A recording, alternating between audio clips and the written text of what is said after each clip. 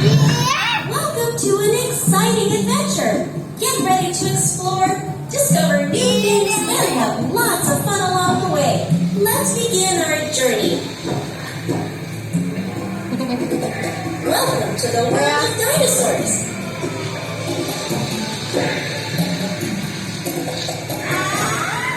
Look, right in front of us, a dinosaur egg. Wow, a baby dinosaur is hatching. Dinosaurs lived millions of years ago, long before humans appeared on Earth. They ruled the land, the sky, and even the water. Now look at him. That's a stegosaurus. It has big blades on its back. These blades protected it from predators. And it also controls body temperature.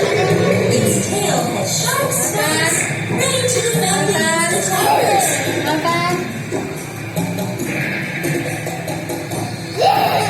Watch out! A triceratops is on the run. It has 3 strong horns and a 3-winged shield. Triceratops use them to defend itself, and sometimes they battle each other for territory. Taurus is stretching its long neck to reach the leaves high in the trees. Its neck could be over 9 meters long. This gentle giant... Oh look! A group of velociraptors is running fast toward us.